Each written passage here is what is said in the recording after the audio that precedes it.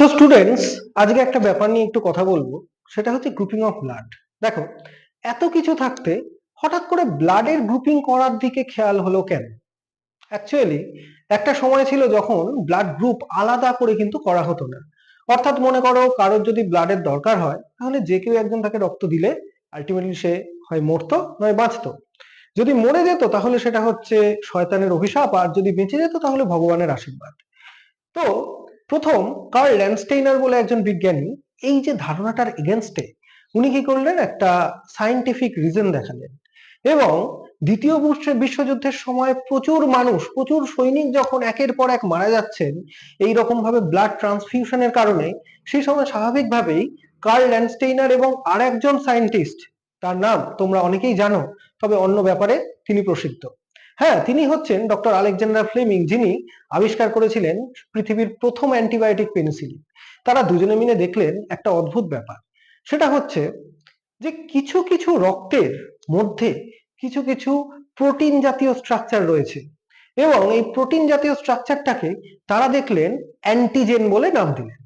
যে অ্যান্টিজেন রয়েছে যে রক্তের মধ্যে, অর্থাৎ যদি আমরা প্রিসাইজলি বলতে চাই তাহলে রক্তের আরবিসির মধ্যে, আরবিসির গায়ে যে অ্যান্টিজেন গুলো রয়েছে সেইগুলোকে নাম দেওয়া হলো A B.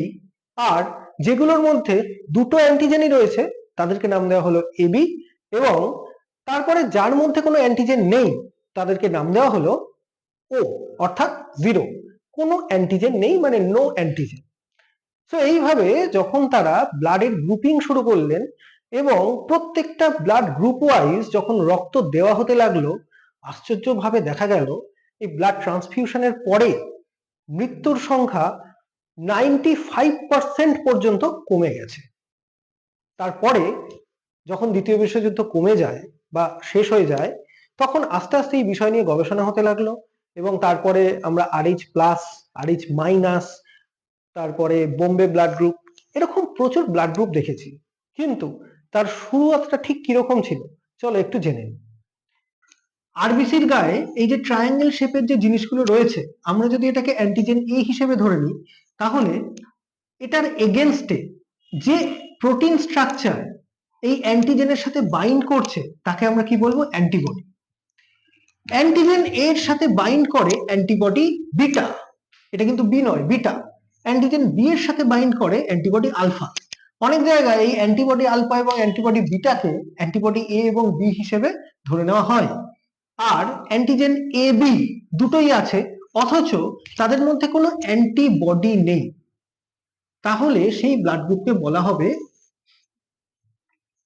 AB blood group. এবং অ্যান্টিজেন ও যেখানে রয়েছে সেখানে দেখো, অ্যান্টিজেন কিন্তু কিছুই থাকে না, কিন্তু অ্যান্টিবডি থাকে আলফা এবং বিটা দুটো। তো এইবার অ্যান্টিজেন আলফা, সবসময় আমরা জানি অ্যান্টিজেন অ্যান্টিবডির সাথে একটা কমপ্লেক্স ফর্ম করে।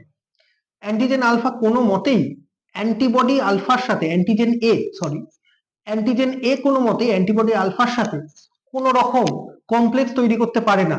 যে কোনো অ্যান্টিজেন থাকে আরবিসির গায়ে, আর এই অ্যান্টিবডি গুলো থাকে হচ্ছে প্লাজমা, ব্লাড প্লাজমার মধ্যে।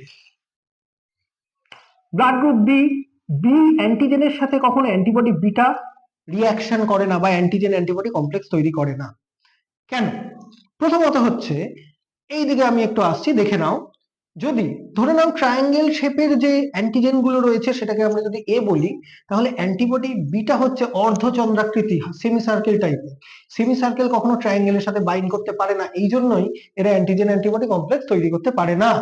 আবার ব্লাড গ্রুপ যদি বিটা দেখা যায়, তাহলে অ্যান্টিজেন বি অ্যান্টিবডি বিটার সাথে, বিটা হচ্ছে ট্রায়াঙ্গেল শেপড, বিটা হচ্ছে সবসময় ট্রায়াঙ্গেল শেপ, সেই জন্য কখনোই এরা এই অর্ধচন্দ্রাকৃতি বা সেমি সার্কুলার অ্যান্টিজেনের সাথে বাইন্ড করতে পারে না। সেই জন্যই বি আর বিটা পাশাপাশি থাকে, এ এবং আলফা পাশাপাশি থাকে, they does not react each other. কিন্তু যদি কখনো ভুল করে এ গ্রুপের কোনো মানুষের দেহে বি গ্রুপের রক্ত দেওয়া হয়, তাহলে কি হবে? তাহলে সবার প্রথমে এ এবং বি গ্রুপের রক্ত ক্লট করে যাবে বা রক্ত তঞ্চিত হবে। অ্যাজ এ রেজাল্ট, হার্টের মধ্যে যদি কখনো ব্লাড ক্লট করে যায়, সঙ্গে সঙ্গে সে কিন্তু হার্ট অ্যাটাকে মারা যাবে।